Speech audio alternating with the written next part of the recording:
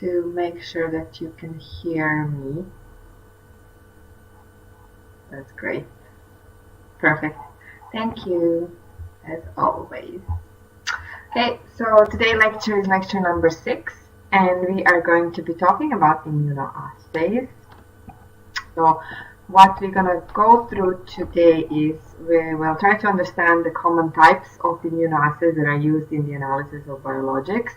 There are a few different types of immunoassays that are popular in biopharma, but we are going to concentrate on 2. So we'll talk about Western blots and about ELISAs.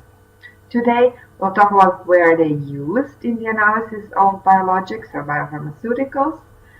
And going back to our little table here, you can see that we are now here. So immunoassays give us mainly the information about protein concentration, so more specific information about protein concentration than we can get from protein estimation assays. And then they are used a lot for contaminant detection, and they are used really in probably all stages of kind of like QC analysis. A lot in during characterization. They're always there present for lot release because we need them to help us determine do we have contaminants. So we'll talk about that. But they are also used in process. So this list is really not up to scratch. So they're used much more.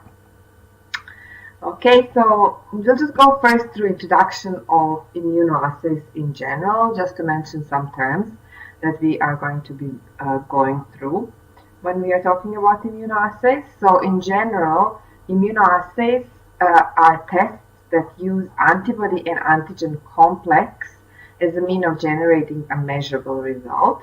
And that antibody-antigen complex is also known as immunocomplex.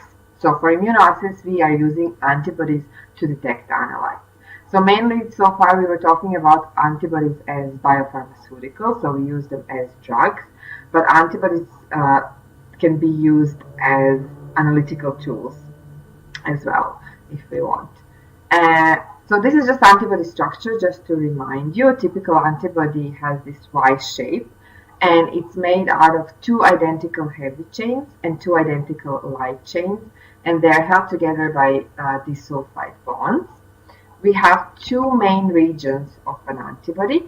We have a top region that is called a variable region or Fab region. This is the antigen binding region. This is the region that is different for different antibody, and it's specific for a specific antigen. So this is how antibodies get their specificity. And then we have a bottom region of this Y shape, which is a constant region, or it's also called Fc region. So F for constant, but it's actually F for crystallizable, because that was the part that was crystallized first when antibody structure was discovered. And this Fc region is conserved for, so it's all the same on human antibodies. Mouse antibodies have their own Fc region. Hamster antibodies have their own Fc region. Okay, so that one is not variable, like a Fab region. Okay, so we are using antibodies as biopharmaceuticals because they possess quite high binding specificity and affinity. So it means that they bind specifically just to a certain antigen, and they bind to it with really kind of like really strongly. They make a strong bond. And we are also, for those reasons, we are also using them for assays, because they're quite specific. We can make them to recognize just our analyte of interest, so they can really help us to measure our analyte of interest specifically. And in immunoassays, we use different types of antibodies that can be grouped in 2 categories. So we use monoclonal antibodies and polyclonal antibodies. And we'll just go through the difference between them, so we all know what we are talking about. So monoclonal antibodies are antibodies that are produced by a population of identical or clonal B cells. So in general, in our body, The immune cells that produce antibodies are called B cells. So those B cells are the cells that secrete antibodies. If you make an antibody kind of like more on a lab scale, you can actually design a population of identical B cells because they're all the same. They will all secrete the same antibodies. So monoclonal antibodies are secreted from those identical B cells. They are all homogeneous and they all recognize the same epitope. So epitope is the part of the antigen that antibody recognizes. So if this is an antigen, antibody will recognize a certain part of that antigen, and we call that an epitope. So for monoclonal antibodies, it's important to know that they are all the same and they all recognize the same epitope on a certain antigen. Polyclonal antibodies are more kind of antibodies that we make in our body. They are made by different B cells. They all recognize the same antigen, but they all bind to a different epitope on an antigen. So this is what we actually make in our body because it makes more sense if there is, for example, a pathogen invading our body. Our different B cells will make lots of different antibodies that will all recognize that pathogen, but they will all bind to different parts of the pathogen, and that way they will mark the pathogen to be destroyed. So it's better if we have lots of different antibodies that will bind. So we can use polyclonal antibodies as well in our analysis. So just the difference between them and monoclonal antibodies is that they are not homogeneous, they are quite heterogeneous. They all recognize the same antigen, but they are binding to different epitopes. They are not as specific as monoclonal antibodies, they are not as pure as monoclonal antibodies, but they are much cheaper to make than monoclonal antibodies. So there is a use for both of those in our analysis, in our different assays. Also, when we are talking about antibodies that we use in immunoassays, we kind of give them a few different names, and we talk about different terms as well. So I'm just going to go through them so you're familiar with them as well. So usually, almost always in an immunoassay, we would have a primary antibody. So that's an antibody that is made to detect the antigen of interest. So for example, if we have an antigen of interest on some surface, we can put primary antibody on it. So primary antibody is the antibody that recognizes the antigen of interest. Then, in order to detect this interaction between the primary antibody and the antigen, so this immunocomplex, we can actually use a second antibody that is called the secondary antibody. The secondary antibody is made and designed in such a way that it binds to the primary antibody. So it's not going to bind to an antigen, it's only going to bind to a primary antibody. Okay? So now in order to visualize this, we need to put some kind of a tag to our secondary antibody to be able to see a color change or fluorescence or anything like that. So most commonly our secondary antibody is labeled with an enzyme, and the most popular enzyme for it is HRP, or horseradish peroxidase. Okay? So we have a little enzyme there, and then we can add a substrate to the enzyme. So substrate that will react with an enzyme and produce some kind of measurable response. And usually that measurable response is color change, and that color change is going to be proportional to the amount of antigen that we have. Or we can actually have a fluorophore or some kind of fluorescent molecule on our secondary antibody. So we're not going to measure color change, we're going to measure the intensity of fluorescence. So immunoassays that are relevant to analysis of biopharmaceutical, most commonly used ones are Western blot and ELISA, or enzyme-linked immunosorbent assay, but of course there are other ones available as well. But these ones at the moment would be the ones that are used the most, so we will discuss them.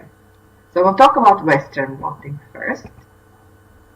So Western blotting is a relatively old, so it's kind of old technique. It was developed in the 70s, introduced by Tobin, and now it's a routine technique for protein analysis. It basically involves transfer of proteins from a gel to a membrane, so to a solid surface, and then detection of that protein can be done using specific antibodies that recognize that protein. It can give us information on identity and sample integrity. So we do that for lot release of our sample, but it's used a lot during product characterization stages and also for stability testing of our drug. It is, as you will see, it is quite complex method that involves a lot of steps and a lot of optimization.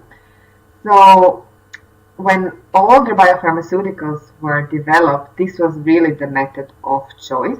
But now that method is becoming less and less popular because there are newer, better methods that are being developed. But since a lot of biopharmaceuticals that are currently on the market were developed 20 years ago, let's say, this is still a method that is used across the board. And this is not a method that will completely disappear because it has its advantages. But just so that you are aware, because you will probably see now when we go through it, if you haven't done it, that there is quite a lot of steps that make it quite complex. So these are basically steps of Western blotting method.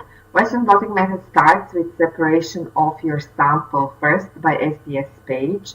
So if you remember, separation by SDS page is separation of proteins on a gel, using SDS to denature proteins to coat them in negative charge. So basically we are separating proteins on a gel based on their size. They travel through the gel differently based on their size. So after we separate our sample and whatever we have in our sample, depending on the size, then we need to transfer the protein from a gel onto a solid surface.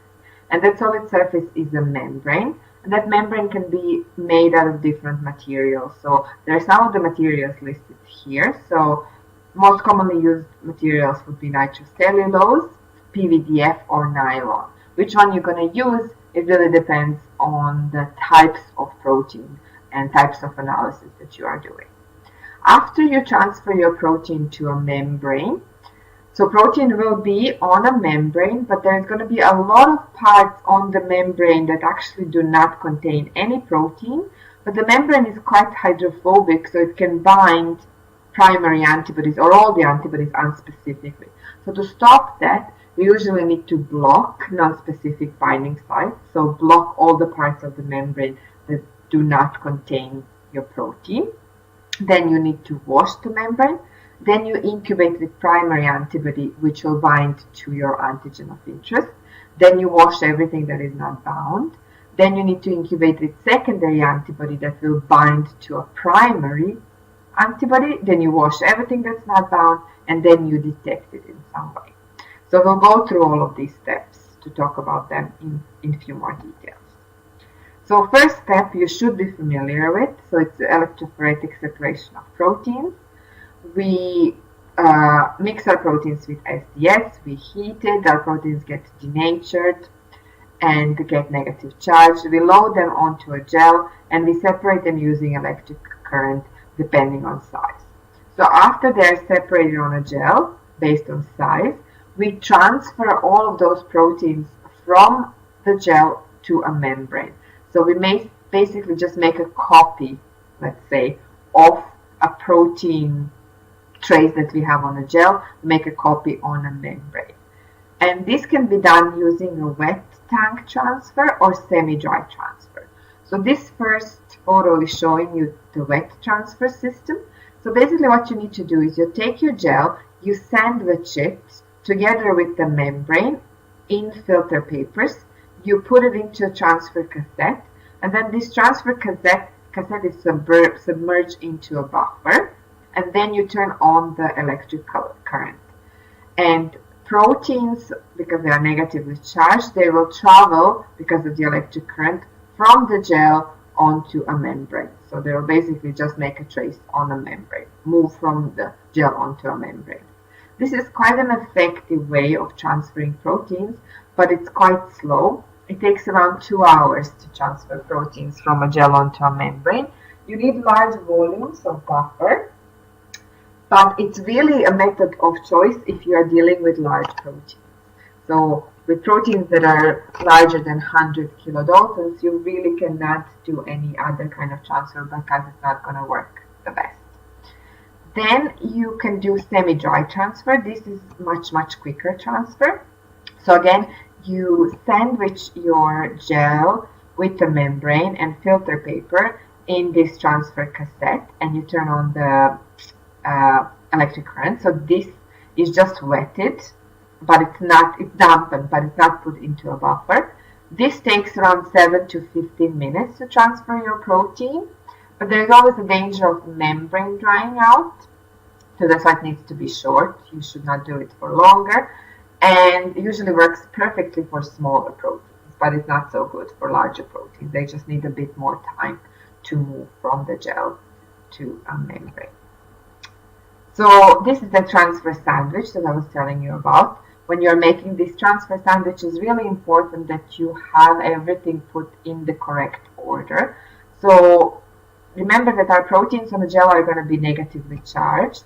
So if you have your anode at the bottom, you need to put your membrane below your polyacrylamide gel, because you want those negatively charged proteins to move from the gel onto a membrane. So they will be moving towards the positively charged anode. So if you do this other way around, that means that the proteins move from the gel to a soaked filter paper and they get lost rather than move to a membrane. So correct order is very important for this step. Then, as I said, we need to block non-specific binding sites. So when we move proteins from a gel to a membrane, there's going to be a lot of areas on the membrane that do not contain anything, but they are quite hydrophobic, so they can bind everything that we add non-specifically just because of those hydrophobic interactions. So to block those areas of the membrane where we have no proteins, we can use some kind of solution that is protein rich. So often you can use powdered milk protein or bovine serum albumin. So bovine serum albumin is really usually the protein rich solution of choice, because you can order it from different vendors as a really pure powder, and you can make your solution. After that, you incubate your membrane with primary antibody. So that's the antibody that will detect the antigen. And in this step, you have to optimize two different things. So you need to find the optimum concentration of antibody and the optimum incubation time. And this will really be hit and miss optimization. You will need to try different things to see what works the best for the environment that you are working in. So you want to have optimum concentration because you want to achieve highest sensitivity with lowest background noise. You want to use, if you use too much of primary antibody, the primary antibody will still bind around unspecifically and give you some background noise. And if you use too little, then you're not going to have good sensitivity and you're not going to be able to detect anything. And then how long you're going to leave primary antibody on the membrane to allow it to bind to your protein will also need to be optimized, and can be anything between 2 hours to overnight, and even at different temperatures. So different temperatures can help. After that, you wash your membrane. So you need to do this washing because you want to remove any unbound reagents to reduce background noise and to increase signal to noise ratio. So you just want to remove everything that is not really bound properly to your protein, so you don't get kind of like the detection and like dirty blots just because you have a lot of background noise. You want to see signal rather than noise. These washing buffers this is often PBS, so just your phosphate buffer saline, that contains a bit of detergent. So something like 0.05% to in 20 detergent is really good to discourage non-specific binding. So basically washes off all the non-specific binding, but it does not affect specific binding between an antibody and an antigen. So insufficient washing will allow really high background, but if you wash too much, you may cause decreased sensitivity because washing too much might actually elute antibody or antigens from the blood if you are not careful. Then the next step is incubation with secondary antibody, because now you want to use something to detect that immunocomplex between primary and secondary, primary antibody and antigen. And there is a wide variety of labeled secondary antibodies that you can use for Western blot. And again, they can have a fluorescent tag, or they can have some other kind of tag like an enzyme to which you add a substrate. And then last step is detection. An antigen can be detected either directly or indirectly. So direct detection means that you actually have a label on your primary antibody, so you don't even use the secondary antibody.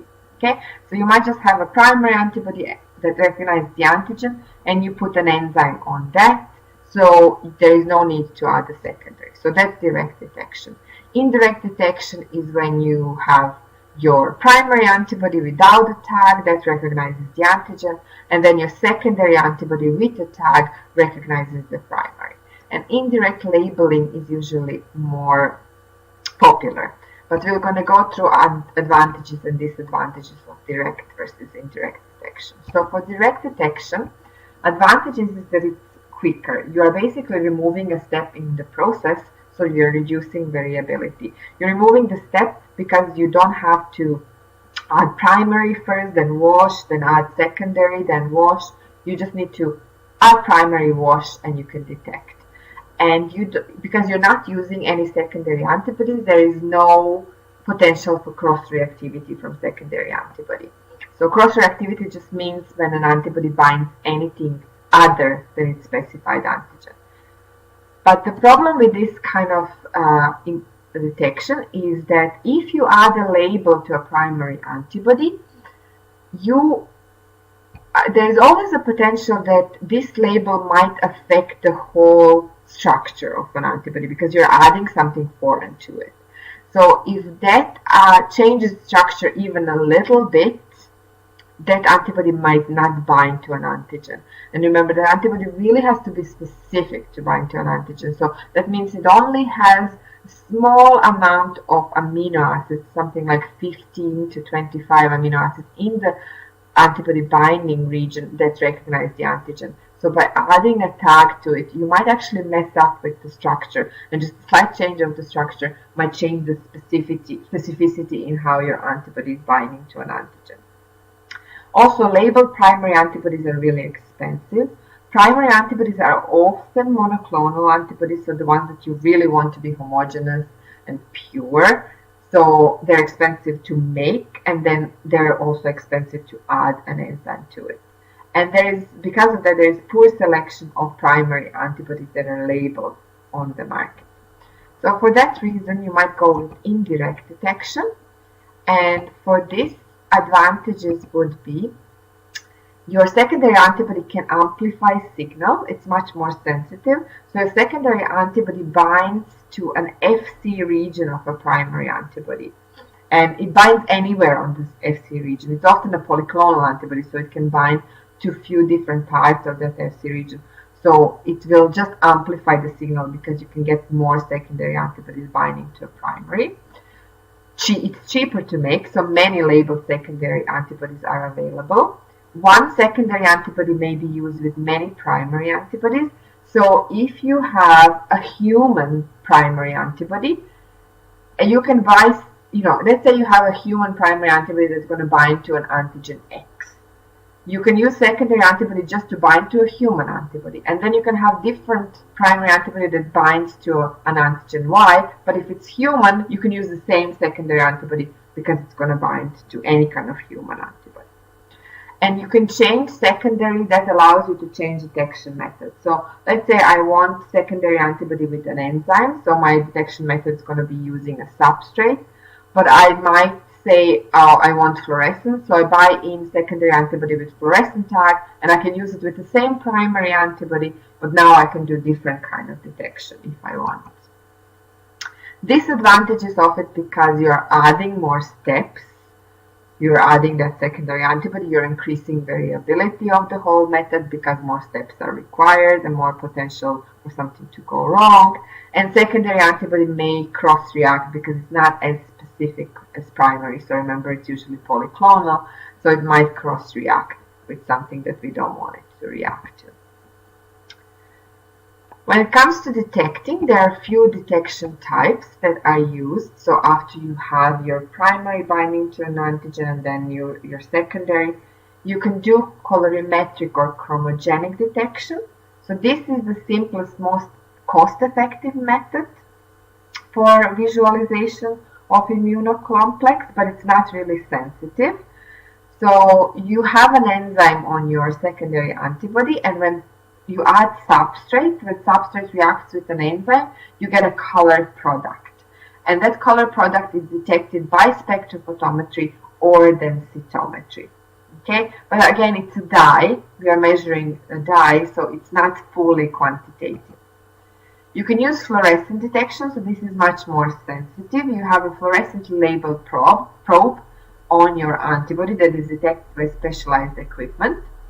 And it's one of the best methods, but it's more sensitive than colorimetric, but it's not as sensitive as chemiluminescence. So chemiluminescence or enhanced chemiluminescence detection would be a method of choice these days, so it's a more sensitive detection method. Again, you have an enzyme on your antibody, but you have a different substrate. So when substrate meets enzyme, light is produced, and then you can measure that light, so that intensity of the light. So intensity of the signal will correlate with the abundance of your antigen on membrane, so it's proportional. And also you can do radioactive detection, where your antibody will contain a radioactive isotope, but as you can imagine, that is not really safe, so it's not really a method of choice anymore. So the way enhanced chemiluminescence detection works is, let's say if you have your protein bound to a membrane, you have your primary antibody that recognizes that protein and binds to it, and then you have your secondary antibody with enzyme horseradish peroxidase. You add a substrate, which is luminol with hydrogen peroxide. HRP will catalyze oxidation of this substrate, and you will get a light produced because this triamine phthalate product is being produced, which emits light at 425 nanometers. And you can then either put an X-ray film and capture the light, or use a certain instrument that can measure the intensity of light and correlate it to the concentration of your antigen.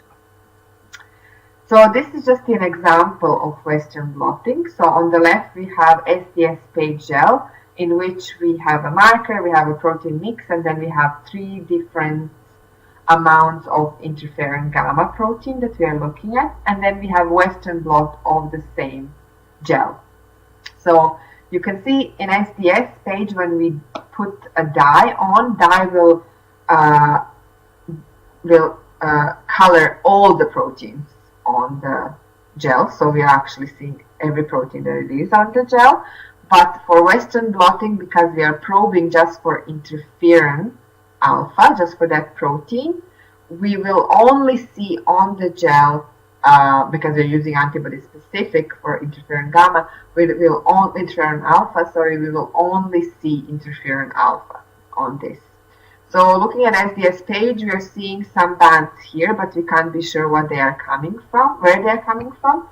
On Western blotting, because we will only be able to see interferon alpha, we now know that these lower bands are interferon alpha, but these higher bands are also interferon alpha, which means that they are probably possible aggregates of interferon alpha.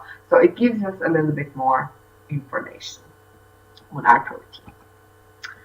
Then fluorescent detection is quite similar. So for fluorescent detection, if we have our protein bound on a membrane, we add primary antibody, and then we add secondary antibody that contains a fluorescent dye.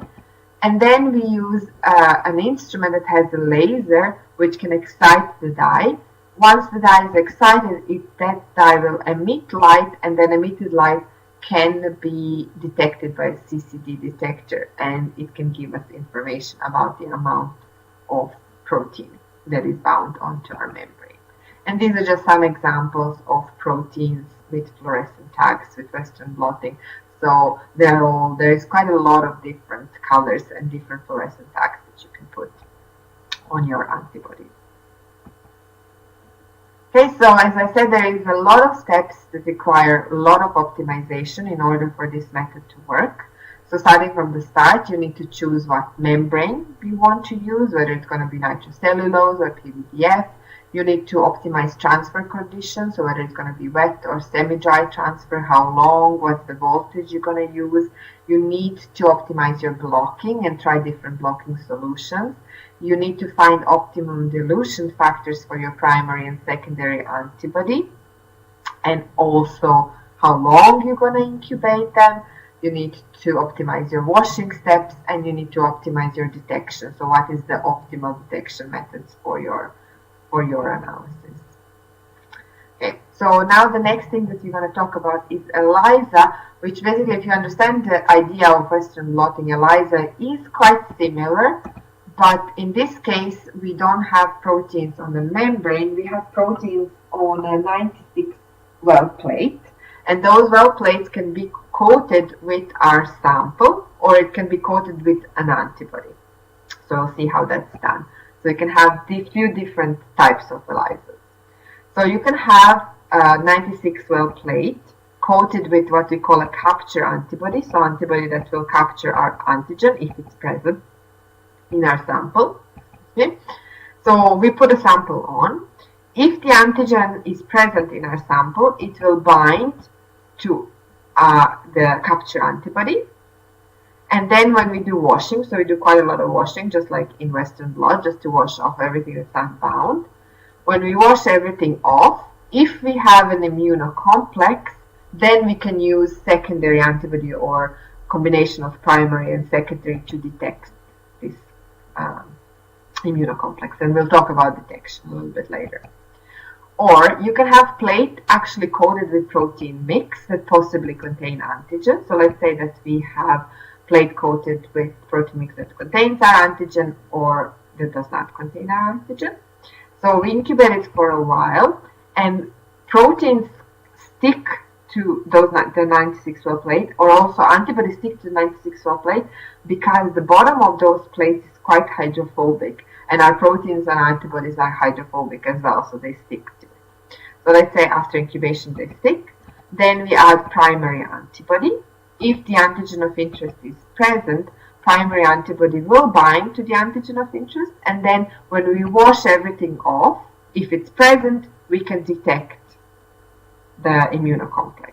If the antigen is not present, primary antibody will not bind anywhere, so we will wash it off and we won't be able to detect anything. We won't see any color change. The third way that ELISA can be used is that you can coat your plate with capture antigen, and this is used for clinical trials mostly. So when you want to check whether your drug is causing immunogenic reaction in patients. So you want to check whether the patients actually make antibodies against your drug because they don't like your drug in some way. So you coat your plate with your biopharmaceutical, then you add to it a serum or plasma of patients, and if patients have anti-drug antibodies, they will bind to your drug, and when you wash off, you will be able to see this immunocomplex forming. And of course, for clinical trials, this is not what you want to see. You don't want to see a signal. You don't want to see that patients are actually reacting to your drug by trying to destroy it. You're giving them drug to make them feel better. Okay, so once the antibody and antigen have bound together, then the interaction is detected, and the interaction can be detected directly or indirectly, so same as in Western blotting. So you can have direct detection in which your primary antibody will contain a tag. You can have indirect detection where you have primary antibody binding to an antigen, and then secondary antibody has a tag and that binds to a primary. Or you can have this sandwich assay in which you actually have two primary antibodies that sandwich your antigen of interest. So they're both quite specific, but they bind to a different epitope of your antigen. So they're really, really specific, this way of detection. And then you have secondary antibody that binds to a primary and has a tag. So that's capture assay or sandwich ELISA. In ELISA, well, in all of these kind of immunoassays, we need to have certain controls. So not just as in ELISA, but just to show you what kind of controls you have to think about. So in ELISA, for example, you will have your unknown sample, so sample that's under investigation, where you want to figure out whether it contains protein X, for example. Then you need to have some kind of a positive control, so something that definitely contains protein X, so purified form of an antigen. So if you get color change for your positive control, that's great, because you know that your assay can detect antigen, because you know antigen is there in positive control. But if you don't get color change, then your assay cannot detect antigen and you have to repeat your assay. You want to use negative control, so something that definitely does not contain protein X. So if you get a color change, that means that your antibodies might be cross-reacting and giving non-specific results, so therefore your assay is not really working properly. So you want to make sure that for negative control, because you don't contain protein X, you get no color change, because then you know that results from unknown sample are likely to be reliable. So as an example, we have little wells here. So we have wells that are in which we have, so in first three, so we usually do it in triplicates or quadruplicates. In first three, we have positive control, then we have negative control, and then we have two test samples, test sample A and test sample B. So when you're analyzing this ELISA, for example, you can see that positive control turned blue, negative control did not change color, sample A did not change color, and sample B did change color. So conclusion is, assay worked correctly because you got expected results from control. So positive control definitely contains antigen and we got a color change. Negative control definitely does not contain antigen and we didn't get any color change. So that's great, assay worked correctly. So now we can trust our results for our samples. Antigen was present in sample B but not in sample A. So sample A did not change color, so there is no antigen there. Sample B changed color, so we know that antigen is there. So this is a general protocol for ELISAs. So I'm not going to go into details, but just to see that it's again quite similar to a Western blotting, but we don't have that transfer of proteins from gel to a membrane. So you just coat it onto your plate. So you apply samples, and then every time you apply something, you leave it for a while just to kind of incubate and give it a chance to bind. Then you have to do quite a lot of washing in between all steps to remove everything that's not bound. Then you need to as well apply blocking agent and incubate, because you want to block all the parts of the plate that do not contain antibody or do not contain the protein. You wash again to remove excess. You apply primary antibody and incubate. Then you wash to remove excess antibody. Then you apply secondary and incubate. Wash again, and then you apply substrate and observe color change, either visually or using a spectrophotometer. So you can have qualitative ELISA or quantitative ELISA. Qualitative ELISA only gives you yes and no results. So this is, you don't need to measure anything. You just want to see, is antigen there or is it not there? If you want to measure the amount of antigen, you then need to make a standard curve. So you take a standard, you dilute your standard, and you do everything the same with your standard, and you measure the absorbance from your standard, and you generate standard curve, and then you use that standard curve to determine the concentration of your unknown antigen.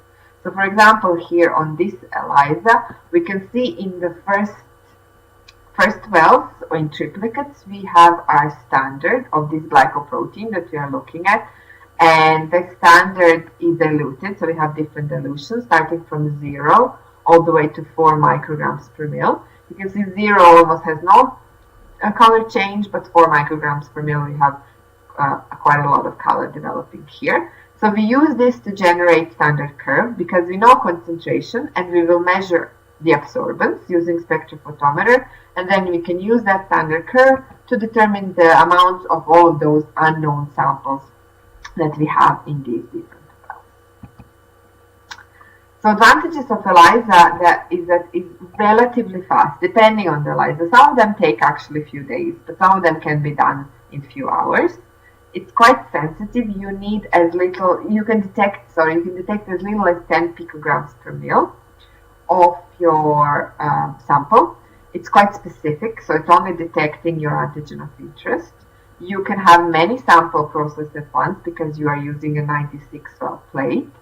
Only small sample size is required. You only need a spectrophotometer usually to measure it. And it's relatively easy to learn and simple. So the most important thing is the right pipetting when you're doing ELISAs, and can be automated for high throughput screening. So it can actually, part of it can be done by a robot that just kind of washes the plate and puts things on the plate. So you can really look at a lot of samples at the same time. But same as Western blot, it has many sources of variability. So setting up new ELISA requires significant optimization. So this is a list of things that, again, need to be optimized. Things like what kind of plate you're going to use, what kind of antibodies, what are the concentration of antibodies, what's your blocking buffer, what is the enzyme, how you're going to wash, how you're going to detect. So again, quite a lot of steps need to be optimized. Last thing that we're going to go through is where do we use these assays for biopharmaceuticals. So Western blot is used for release testing because it can provide us information on identity and sample integrity at lot release. So at lot release, we do it to make sure that our sample, is showing us just one band, for example. And if we are getting more bands, that means that something is either not our sample or our sample is not pure enough. It's used for characterization and stability testing because it can help us detect different isoforms or breakdown products. So different isoforms, different breakdown products will have different sizes, so they will separate differently, and then we can also have more information about them if we are using antibodies.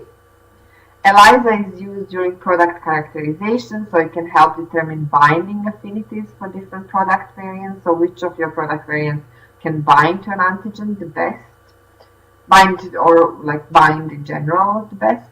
And for detection of anti-drug antibodies, like I said, for testing immunogenicity during clinical trials. It can be used for in-process testing if you want to quantify concentration of biopharmaceutical in a sample from bioreactor. So remember, a sample from a bioreactor contains all other host cell proteins and media and lots of stuff.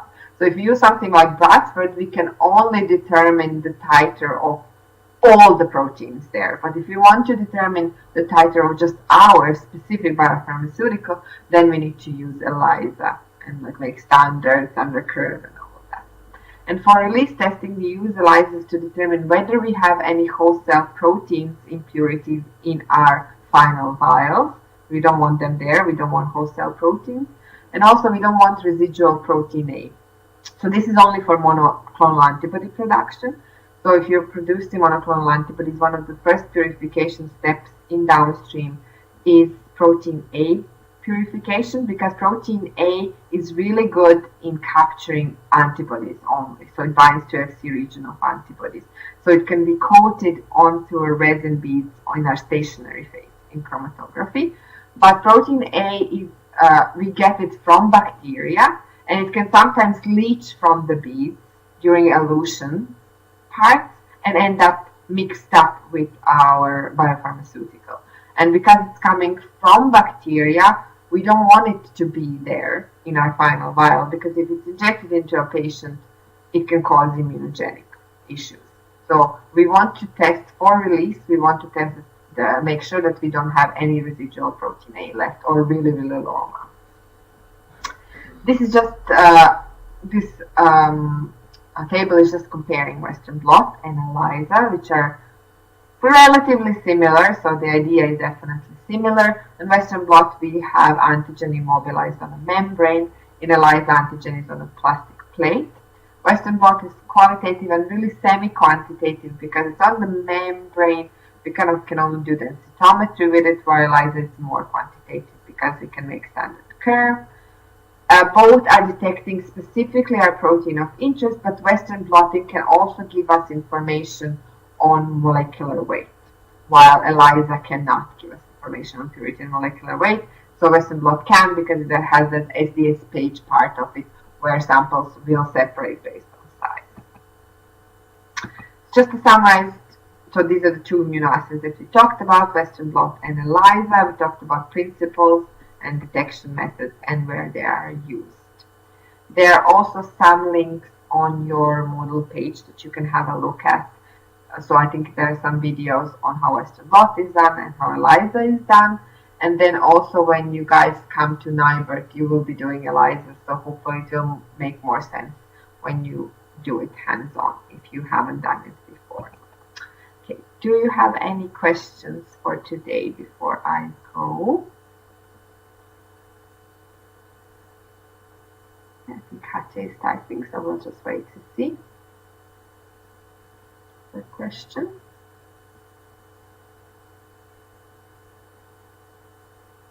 Okay, so Katja is just asking about the project. Yeah.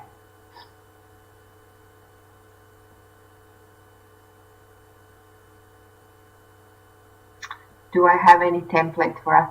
Yes, so you should have a template on your student support page. So if you have a look at the student support page, there should be like information on how to write your project. But if you can't find it, just email me and I'll send you one from this year or last year. There should be one. So have a look at it, but if you can't find it, just email me and I will send you. No problem. So I did asking, can we have any mentoring for the project? Yeah, you can email me with any questions at any point if you are not really sure how to write it or anything like that. So you can ask me about it. Hopefully I should be able to help. No problem. Any other questions? Okay, if you think of anything, just as always, email me and I will talk to you next week. Okay, bye guys.